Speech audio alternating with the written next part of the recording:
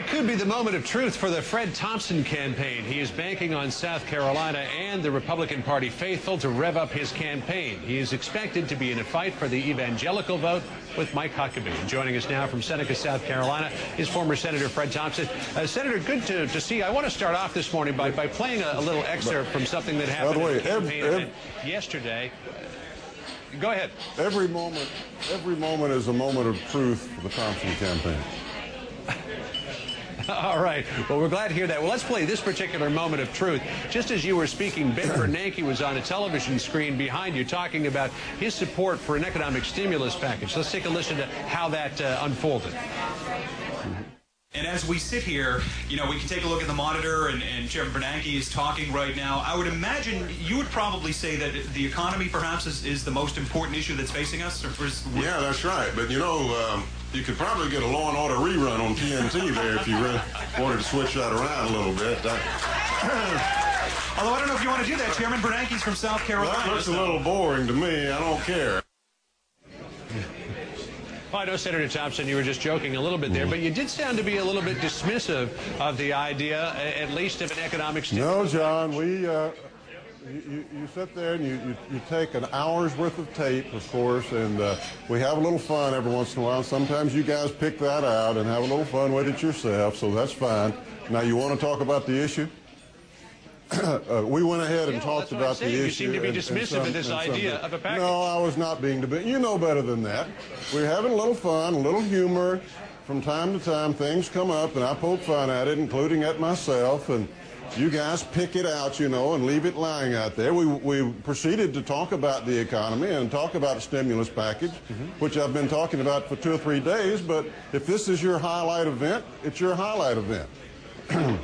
Would you like for me to talk about the stimulus question package? I have for you, the question I was trying to ask you, Senator, is you don't seem to have a lot of faith in a stimulus package.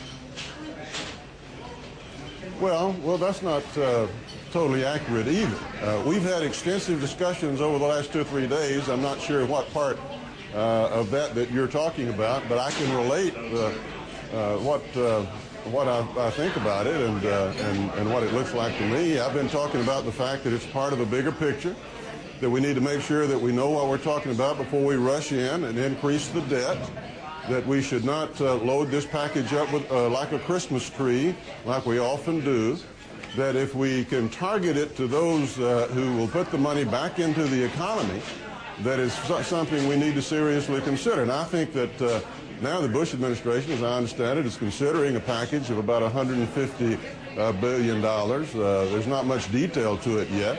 I would hope that it would be more in the form of tax rebates or fewer withholdings in terms of income taxes and put it more directly in the economy. I think that a child tax credit increase of about $500 for about a year would also do the trick. I think those are the things that you have to look at, but everybody on the Hill and everybody in Washington wants to rush willy-nilly, you know, at some of these packages that'll cost billions and billions of dollars. We need to make sure that we're targeting it in the right way. Would you be open to some sort of rebate, the type of which the president is talking about? I think he's talking about $800 for individuals, $1,600 for married couples, with an income threshold on that as well. Seems to me to be in the neighborhood. I have suggested over the last couple of days that perhaps we take the 10% tax rate and do away with that for a year, and that with the increased child tax credit would put somewhere in the neighborhood of those amounts into people's pockets. So I don't know if that's precisely what he's talking about or not, but that would be a clean and easy way to do that, I think. Senator Thompson, you have been very critical of Mike Huckabee here in South Carolina and many of his policies, the issues that he's been talking about. Here's how he responded to those criticisms yesterday. Every day there's some Washington insider coming to South Carolina telling you why you shouldn't vote for me. It's always interesting to me that people in Washington think they have all the answers, but they sure hadn't solved a lot of the problems that they've been dealing with for years. My attitude is, if they were going to fix it, they should have already done it. And since they haven't, the last thing we need is another one of them going to the White House and being president. Senator, what do you say to that idea that you're just another member of the Washington old guard that can't get anything done? I don't think he was talking about me, John. I don't think he was talking about me. Well, you were a member of the Washington establishment.